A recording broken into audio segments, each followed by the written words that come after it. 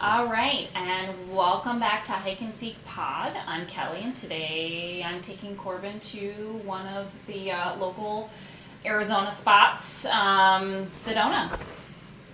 So we'll talk about the way that Kelly planned for this trip, the amazing hikes that we did, and all that makes Sedona such a unique and special hiking destination here in Arizona. So, we did a couple popular hikes that I wanted to take Corbin to as kind of his first official experience. So, kind of talk about how to beat the crowds on those popular hikes, what they are, obviously, the views of the Red Rocks, and yeah, kind of talk about the little city of Sedona. So before we get into it, make sure you check us out on Hike and Seek Pod for trail information about what we did and any photos from our epic trip. This was actually my first time coming to see Kelly in Arizona, and outside of like the Grand Canyon and Horseshoe Bend and Page, some of the spots in northern Arizona, really my first time in Phoenix or anywhere exploring Arizona. So I guess starting us off, why'd you pick Sedona? Well, I picked Sedona, one, because the time of year. So this was towards the end of May. So towards the end of May is still a great time to hike in Arizona.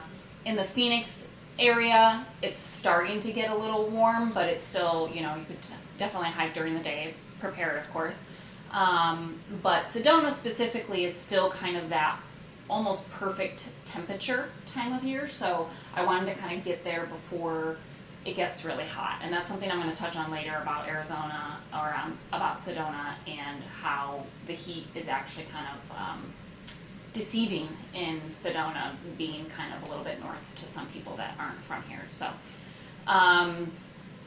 obviously Sedona is a very popular place, and is so definitely in the spring and fall. So I felt like it was kind of one of the prime times to go there, and so that we're not just like stuck in the valley and going too far, but something to kind of see one of the Arizona wonders. So, there was a what makes it such a big destination for people? Well, the Red Rocks, obviously. So Arizona, I keep saying Arizona. Sedona is, known for its magical vortexes, and there's a lot of like crystal shops and aura readings and psychics, and it's also a heavy spiritual destination, and historic with the Native Americans that lived in the area, still live in the area, still use some of the sites as some of their spiritual and what's the word? Not religious, but Sacred lands. Sacred sites. So everything that we did on this trip, you had done in the past, right? Yes. Yeah. So Yep. talk a little bit about how you kind of Yeah. picked these and why they were places you wanted me to see. Yep. So, like I said, because he's got an off weekend, I was like, this is prime time to do popular hikes when the crowds on the weekends are ungodly An off busy. weekend meaning my weekend is Yeah. during the week. Yeah. So normal weekend, Saturday, Sunday. His weekend is Tuesday, Wednesday. So he was coming here on a Tuesday, Wednesday. So I was like, prime time for popular hikes. Get those out of the way. In the future, we can do less popular, more challenging hikes that not everybody and their brother are doing in Sedona. So the ones that I chose were the subway. For those that are familiar with the subway, Devil's Bridge. And if you Google top hikes to do in Sedona, those are probably going to be the top two that pop up anyway. So those were two on my list, and then I wanted to take him to Wet Beaver Creek, or known as the Crack. So day one, our first stop was, it didn't really seem like you had it could have been either way, and it really ended up being dependent upon the parking situation. Yeah. But we started with the subway. So about how long did that take us from Phoenix? How long was that drive? Probably about an hour, and being from North Phoenix, keeping that in mind, it's about an hour and 20-ish to get to Sedona, so it was probably about an hour and 40 minutes maybe. Okay. And then, if I remember right, like the first parking lot was maybe even for Devil's Bridge, but it was really full, and so we continued on Yes. to the subway, where we did have to pay for parking, but we did find a we parking paid for spot. a permit. So Yep. the subway is off of Boynton Canyon. It used to be a very hidden gem, not very popular, but because of the COVID pandemic, it's become a very popular hike. So it's very known now. It's off of Boynton Canyon. There's a parking lot, permit area. You pay, at the little machine at the parking area. Now, the thing to keep in mind though is that if you go to Sedona for the day, the Red Rocks Pass, I think that's what it's called, is good for the whole day. So you pay for it once, and then you can go to different trailheads and just keep it in your dash. It's like $2, I want to say. Now, certain times of year, keep in mind that because of this severe popularity with some of these hikes, I've never used it myself, but there is some sort of shuttle system that picks you up from somewhere and drops you off at these parking lots that are like super popular hikes. So make sure to, depending on your time of year when you hit there, that you're well aware of what kind of parking or shuttle situation that you might run into. But so yeah, I kind of had a general idea like, oh, if it's busy here, we'll just start there and work our way back. And it wasn't like it was terribly busy in either spot. One spot we did have a hard time finding parking, so we just went to the next spot. Right. It wasn't like cars were bumper to bumper backed up, or there was a bunch of off-road parking or side of the road parking. And we did end up, for both trails, able to park in a lot. It did take some circling. I think when we Yeah. got to Boynton Canyon, I think we got a spot right away. But keep in mind, again, this is the weekday. This is a Tuesday. This is a Tuesday, and it's still like fighting for parking. Mm-hmm. And so it's, just the popularity is just, astonishing that, but yeah, so we did the subway. Mm-hmm. So maybe before we get into that, like packing wise, we knew that we were kind of into this season where it was going to be warm during the day and a little bit cooler at night. We spent the night at your house on Monday, and so drove up there. We hiked in, summer clothes. Yeah, shorts, tank top. I think I wore like a tennis dress. We knew we'd be camping Tuesday night. Yeah. And so we had Warmer pants clothes. and warmer clothes Yeah. for the evening. And I think for the hikes in general, I knew that they weren't going to be particularly strenuous, at least by my nature. Not compared to what I just did with Whitney. So it was kind of more of a chill trip. Yeah. We took, I think I had my normal backpack, my day pack, which by Corbin's standards is, too big. Not a day pack. an overnight backpack. Yeah. But, I had a still Camelback. carrying, standard couple liters of water.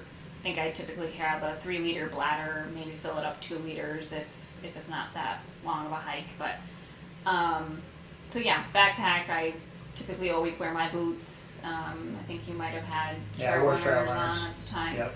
So, I don't think we use poles for either one of these. no. And so most of the hikes, at least the very popular ones, are pretty. All trails might consider them moderate because of, it's about.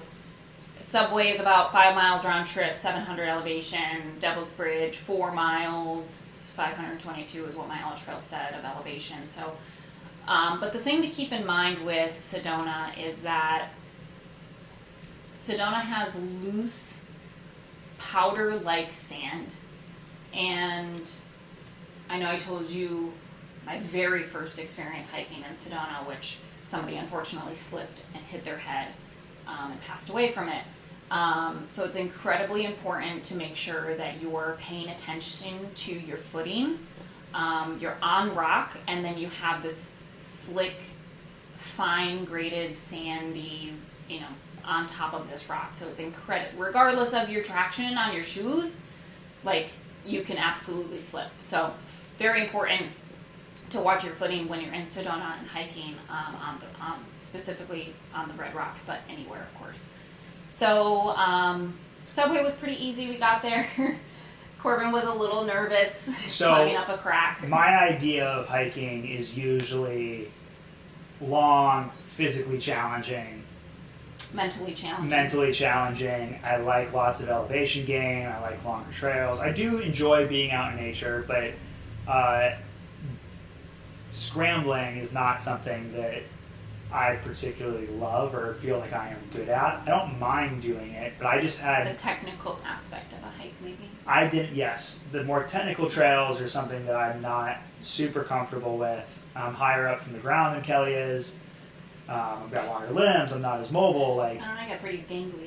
So, and then there's also this aspect of, like, I would have liked to have known what I was getting into.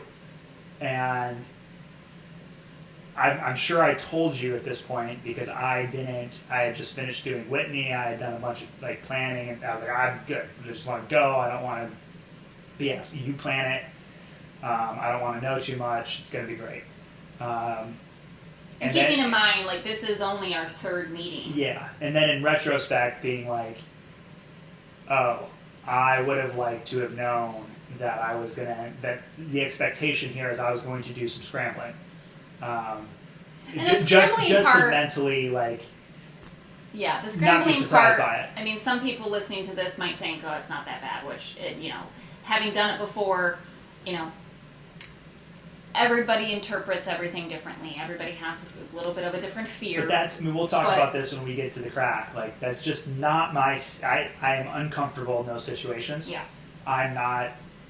I'm way better the second time around, yeah. And since getting to know you and doing some of the stuff with you, I think one of your comments was, okay, I need to be prepared. This is what you consider a hike that you don't have to worry about. yeah, exactly. Like, that was not in my, like, versus this him is what I'm taking me doing on a this 20-mile hike, right, 5,500 feet of elevation for the first time. But you knew what you were getting yourself into.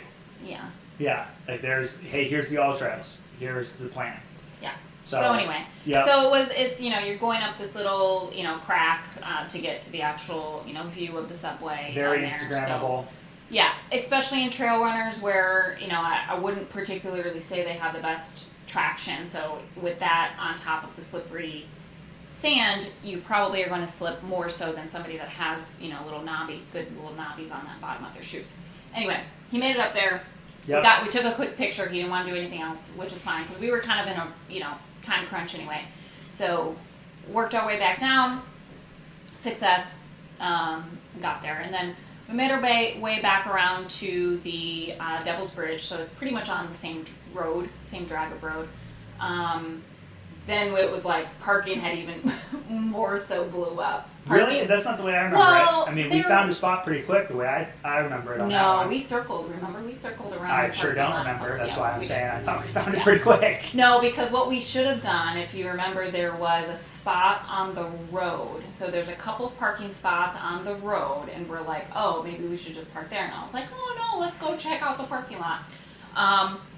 When you're in Sedona, one of my top suggestions, recommendations, advice I could give, if you see a parking spot relatively close, just take it. Because the next person behind you probably will, and you're just going to be circling the parking lot. So just take the spot nearby. Even if you've got to walk another quarter of a mile, just take it. Just park. I do remember now circling around a little bit. But anyway, we circled around. We got a spot. We're good. We had a little bit. We had some snacks. Yeah. Had a chilled. couple drinks. I think we ate. Yep. So and then hit the trail. Yeah. And so now we're doing Devil's Bridge. So now we're doing Devil's Bridge. We again, like, just because the lot was busy, it didn't feel like the trail was horribly busy, but we got one of our most now inside jokes out of this of ran into an older group coming back down, and did we? Yeah, it was. I don't remember if there was any women with them, but a group of older guys, and they told us the every step you're a little bit closer. Oh, that's where it is. That's And where it came from. yeah, it was just like, yeah, no shit. Like, And they're like in, golf attire. yeah, it's like, yeah, that's the And way we're hiking like, works. Like every yeah. step you're a little closer. Appreciate it. Yeah. It was just funny. It was like, Yeah. yeah, cool, man. So now we say that to each other all the time, or when somebody passes us on the trail and it was like, oh, how much further? Oh, every step you're a little closer. Like, Yeah. it's just good inside joke. So I feel like the hike itself feels like it's much longer than what it is for the 4 miles round trip, and I don't know if it's just because you're walking in kind of I don't know if you'd call it a wash really, but this kind of long stretch of road. Yeah, the subway feels like a trail the entire way. Yeah. The Devil's Bridge Devil's is kind of Bridge, like you're in a wash for a and lot like of it. ATVs or what are they Jeeps. called? Well, I think it's kind of blocked. Well, there's a couple big It is boulders, blocked, so I but guess like- you could, if you had enough clearance, you could get over these giant boulders, which I think tries Which they to do. prohibit. But yeah, the 4x4s or side by sides. And they go down the wash and pick up razor, all that fine dust. Yeah, so Little and bit they're of a pain. flying, so. Yeah. Sometimes you're walking and you're getting dust falling in your face. But anyway, so we make it finally to the actual trail. Hiking up, it's fine. We get up there finally. There's a handful of people. And then I think you made another comment about, like, I'm not going out there. I don't know if that's true. I think you said, I'll watch you go out there, but I'm not going out there. And then I Maybe. think Either way, I ended up out there. We've got a visitor.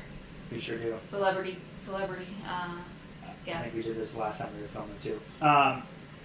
Yeah, I mean, I know that there was another couple up there that she was not into going out there at all, and then he started doing some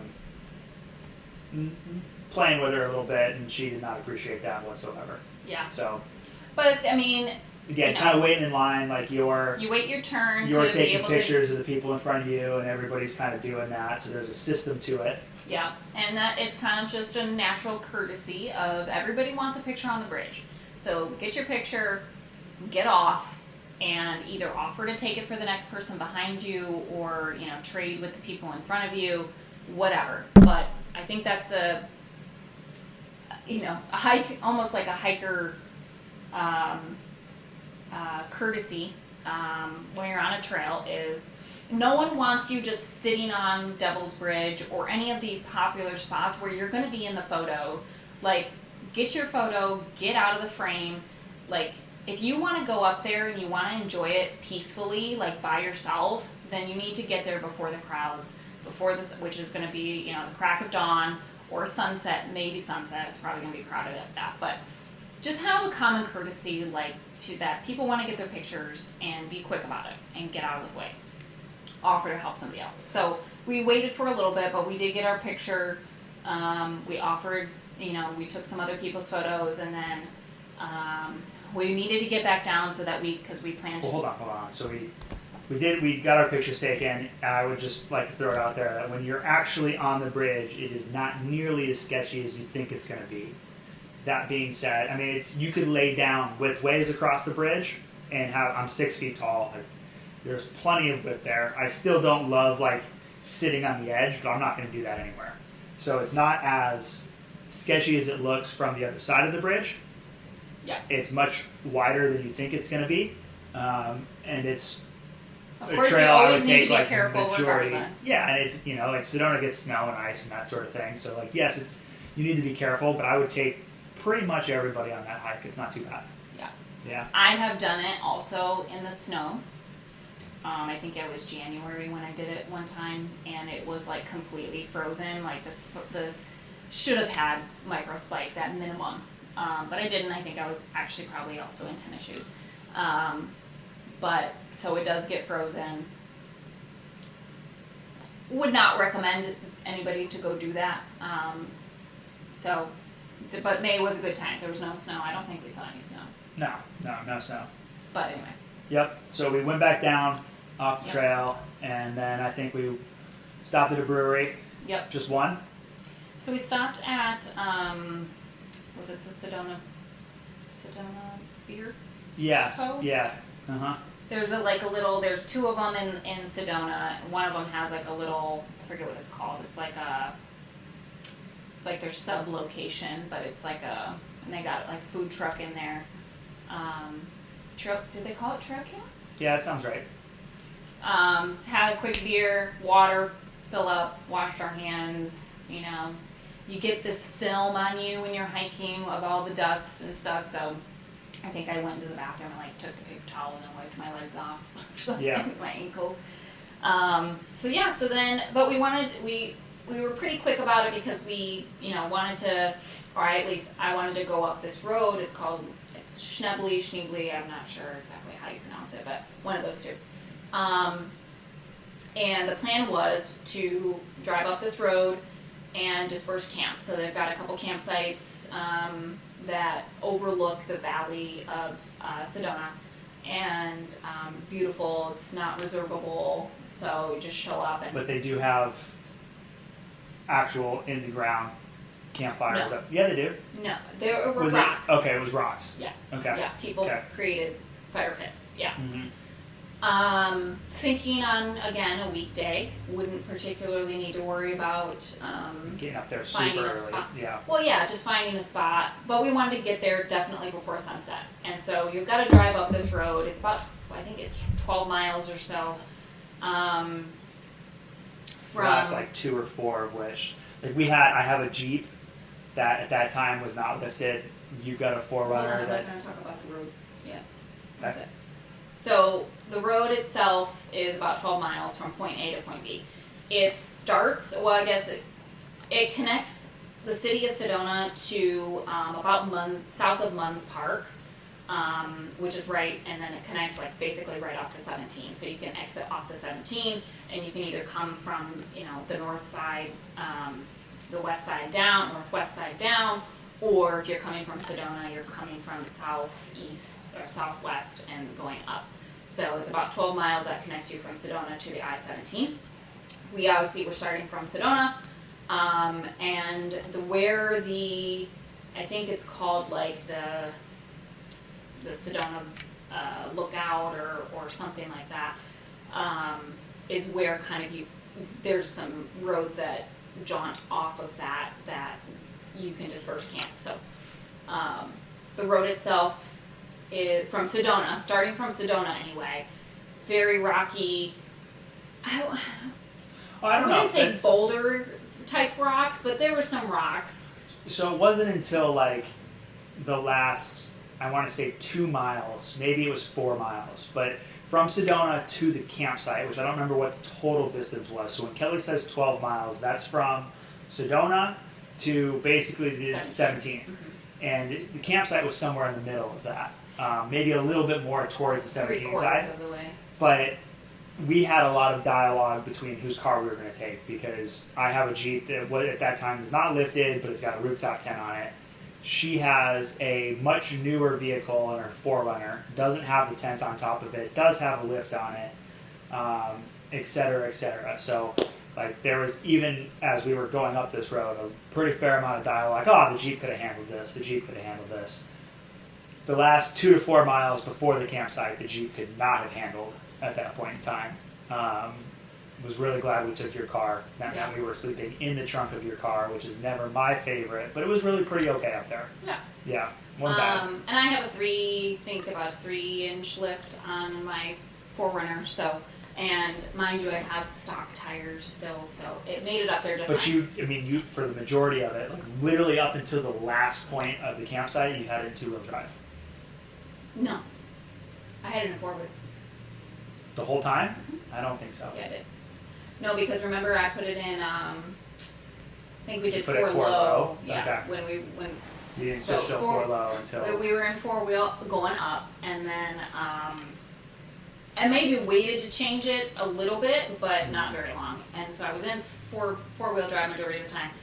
And then when we got to the road that you jaunt off of to find the campsite, that is when we met a stranger who was camping there. Because we were trying to get up to this campsite, so this stranger had taken a very good spot. Kudos to him. He got there before we did. Yeah, the first couple spots are prime, Yeah. prime spots that your And so vehicle doesn't have to we were go trying too to much. still go a little bit a further. little bit further to find the next spot, and we're having trouble finding a good line, and had basically given up, and we were trying to kind of turn around, and this guy came out and was like, I think you guys can make it if you take this line here, and we put Kelly in 4 low, and between the two of us and Kelly actually driving the car, got up to the spot. So Yep. And there was still a plenty. great spot. It was an excellent spot. And you're far enough aware where, like, you don't... Oh, yeah. We weren't, like, We in didn't his hear face. the next Yeah. guy, I think, at all or anything. But No. you didn't really see them, I don't think, either. And I can't remember if somebody passed us throughout the night or something and went to the further spots. But there's plenty of spots up there. It's just getting over some of the larger rocks or boulders to get there. And I'm still new-ish to off-roading and stuff, so I was probably a little bit more cautious about what I was doing than somebody who's more experienced to be like, nah, that's super easy, yada yada yada. So anyway, so we found this spot, camped, watched the sunset, beautiful sunset up there. Even if you don't camp, like, it is a spot to drive up if you can, or drive down from the 17, watch the sunset, get a beautiful photo of overlooking the Valley of Sedona, and the colors, and I think, I can't remember exactly if there were clouds, but, just a beautiful photo. We'll post pictures. Yeah, so had a fire, made dinner, went to sleep, and then, we needed to kind of plan accordingly to get up in the morning and head back out. So you had to finish the trail. You have to finish Schnebley Road. Yeah, you had work to do that morning. And, working. You took a work call. Yep. Oh, that's right. Yep. But yeah, the rest of Schnebley Trail going to the 17 wasn't too bad either. So it was actually pretty simple. Yeah. Once you got, I think there was a little bit of off-roading to do, maybe like a mile or so. Yeah. And then it was like you're just driving through if you've got a 4-wheel drive or an all-wheel Flagstaff drive type forest. that's not lifted, you could probably get to a lot of those sites. If you come coming down from the the 17, you could probably bring Yeah. something, not even a 4x4. Yep. But would not do your research. Mm-hmm. Just Yep. make sure you're equipped and prepared. So then we headed out to Wet Beaver Creek, which is AKA called the Crack. This is a water hole in Arizona, very popular water hole people go to cliff jump or rock jump, whatever you want to call it. Again, not really my thing. So, like, when my mom saw the video of us jumping off into the water, she was like, "That was probably hard for you." And I was like, "Thanks, Mom. It was a little hard for me. I'm getting So better I was at just it." But checking all these boxes Yeah. of what Corbin does not normally do, Yeah. and but I do think taking him out of his knew comfort zone. I knew this one was coming though. Yeah. I think that you had told me. Well, that yes, this one I was said gonna this be- is going to be like a water hole. You're going to Bring a swimsuit, that sort of thing. swimsuit.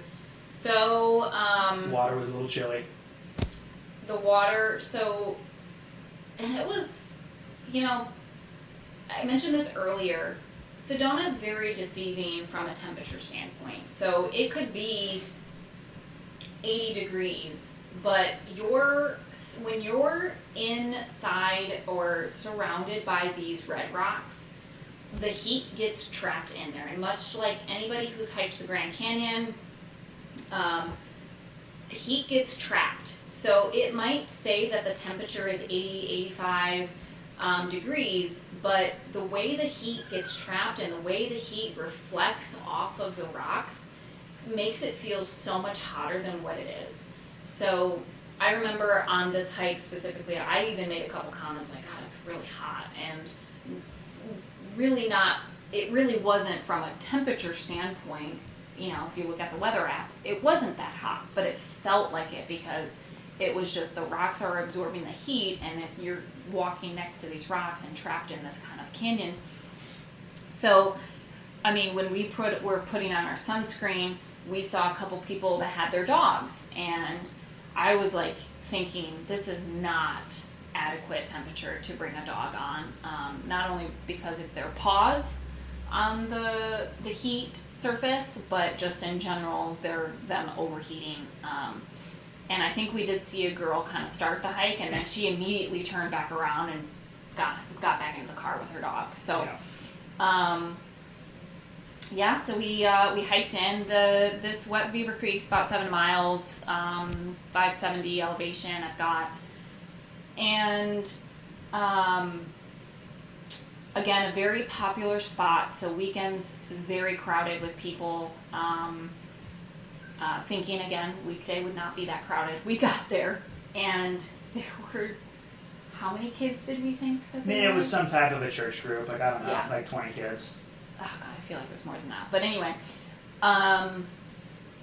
so there's all these kids around, and a handful of parents, adults with them. Chaperones. And we were just like, everybody was being very courteous. There's a line to jump. There's a rock that you jump off of, and then there's a couple other areas that you can kind of climb up like a goat and jump off of. But we decided that we were just gonna jump right in. So we just changed. I can't remember. Did we wear our bathing suits in? Yeah. Or change up there? At least I wore my bathing suit in. I don't remember what you did. Yeah, I can't remember either. But yeah, so we went and we jumped off of, which is a video that I'm not sure if I shared it to the Hike and Seek Pod Instagram, but it's on there, of us jumping off together. I would say it was probably 25, 30 feet high. Maybe. It's not that high, but it also depends on how much water is in the crack. So being springtime again, you're getting some snow melt water, so it's a little chillier probably. We jump in, and I wouldn't say it wasn't freezing cold. It might have been in like high 50s, low 60s temperature wise, Yeah. would you say? Yeah. And then we got out, and we kind of hung around. You can kind of sit in some areas and chilled for a minute, and then we didn't spend too much time there because we needed to get back to Phoenix, and I think you were leaving. I was driving home Wednesday night. We couldn't stay too much longer. But we stayed there maybe about an hour. I think we swam a little bit. I think they do think we had some sandwiches to eat. I don't think you ate yours. Yeah, I can't remember. We had a couple beers that we didn't know we had. Yep. So. Yeah. So yeah. So then we kind of wrapped up. Oh, well, we left. The reason we left was because the group that was there with all the kids were getting ready to leave as well, and we're like, gosh, we don't want to be stuck behind all these people. So we hurried up, changed back, out of our wetsuits, and scurried along so that we could get ahead of these. Now, again, Kelly says we changed. I definitely did not change. I definitely just had my trunks on the whole time. But there is nowhere to change there. So that was why I interrupted. It was like, don't go expecting there to be a changing room. There's no changing room there. So if you are changing and there's a church group there, then you are figuring out a way to change in front of these children. Yeah. Which we had a towel, and you figure out, and there's trees there, so there's places that you can discreetly, and especially if you have a towel to wrap around you and whatever, so it wasn't inappropriate by any means. So we hurried out of there, got to the car, drove back home. On the drive home, or maybe before we got to the car, I started feeling like severe ear pain, and my hearing kind of started to go, and it just felt like, kind of water in your ear, but, and then it just got worse and worse and worse on the drive home, where I kind of had started to get a migraine, and we were researching, because, and I had done this hike before, and I had also jumped off, so it wasn't like I was doing anything that I hadn't done before, but, there was something either about the temperature, or maybe, how I hit the water, or the speed I hit the water, but I think we figured it out that there was some sort of quick pressure change, and I was terrified that I busted my eardrum, which I didn't. It all came back. I think I took some meds and closed my eyes for a minute. That went away, but just a precautionary of we'll probably talk about this when we talk about our trip to Crater, but everybody's body reacts differently to temperature of water, pressure, etc. So I learned on that trip that I need to kind of acclimate your body to the temperature of the water first, so that it's not such a shock of the temperature water, but then also from the pressure change when you're jumping into the cold water. So that's kind of what we kind of chalked it up to, was the pressure of jumping in the water, the temperature, and the force of it hitting my ears. But everything's fine, I can hear, so we're good. Yep. We got back to Phoenix and I went out and got dinner because Kelly Yeah. wasn't feeling well. Had some that poke bowls? Yeah, that pretty much wrapped up the trip. Yeah. And What would that you was- say? What's your ranking of not only the first trip that I planned, yeah, and take out everything we've done thereafter in our trips and planning, like what do you remember as like your first kind of perception of that? it was really good. I mean, the plan was really good. We executed it really well. The hikes were fun. The campsite was great.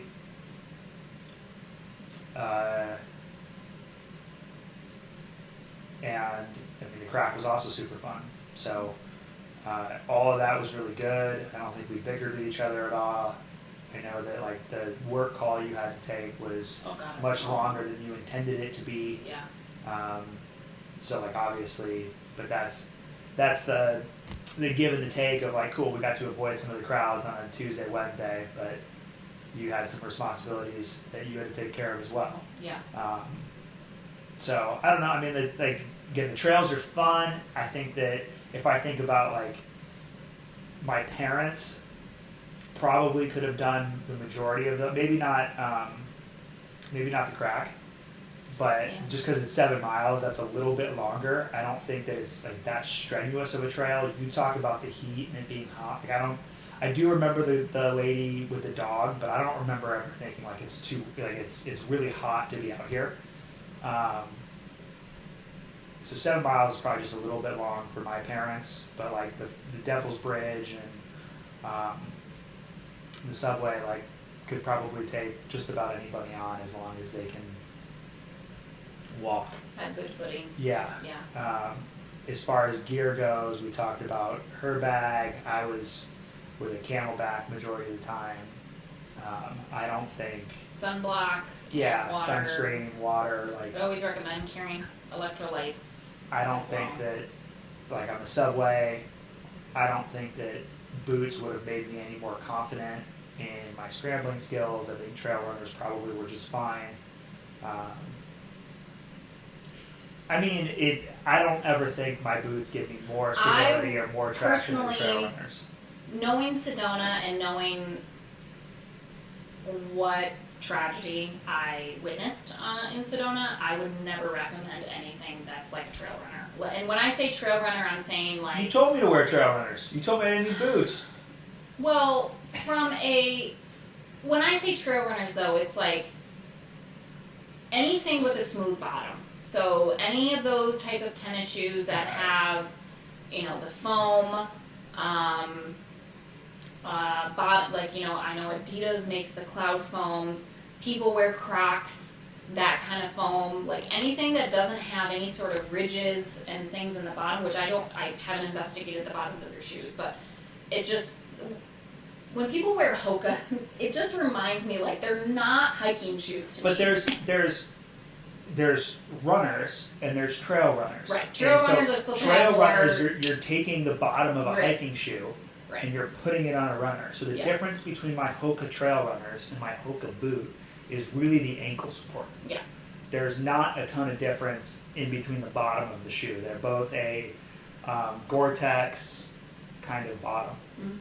Now, the ones I wore on this trip, were pretty worn out. Mm-hmm. That was towards the end of the life of those shoes. But like really when I'm deciding between those two, I'm thinking about how much ankle support do I need for this. Yeah. More so than I'm thinking about the surface I'm going to be walking on.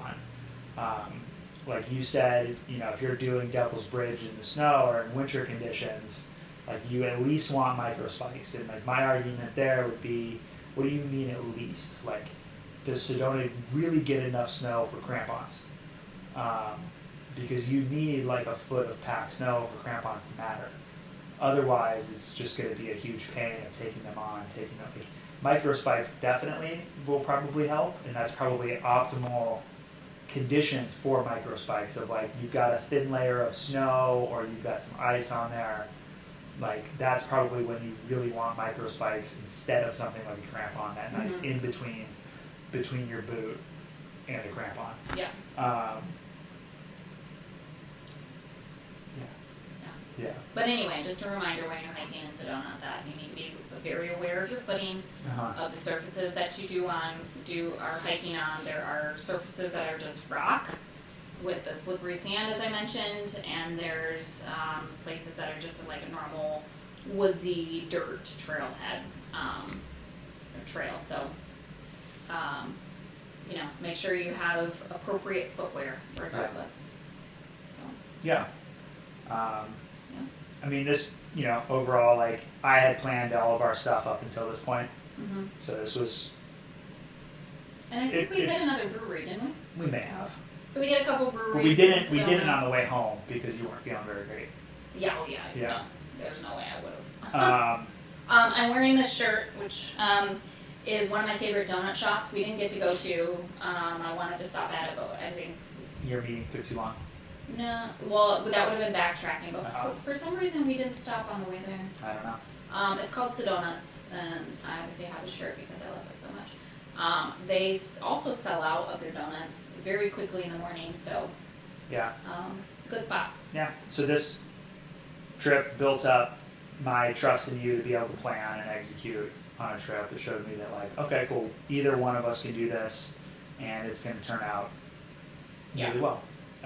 Just need to be a little bit more prepared for more technical things. But now I know that, or right? Scrambling. Yeah. Yeah. So just making each other aware of what and I think the expectations are of in all of our hikes trail. too. Not everything has gone as planned. There's been some, moving around, finagling. I know you helped spot. With that other guy when I was, driving the car on the road, and just, you've got to be flexible. And I think from us being our third time together, I think we started really,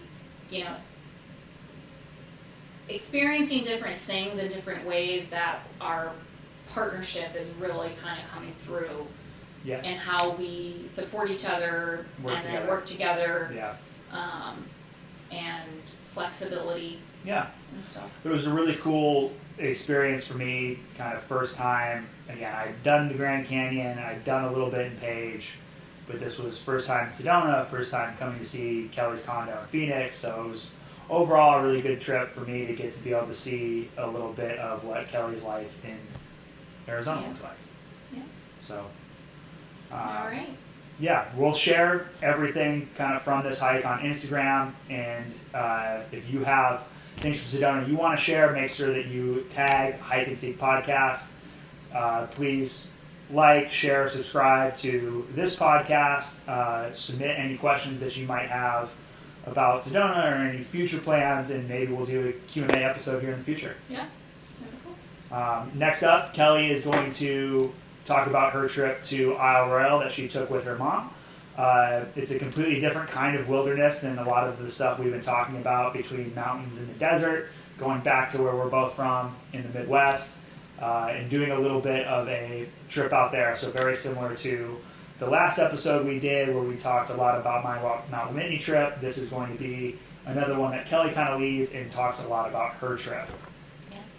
Thanks for listening and tuning in, and again, show us your support, and appreciate you guys listening. Thanks, everybody. Thanks.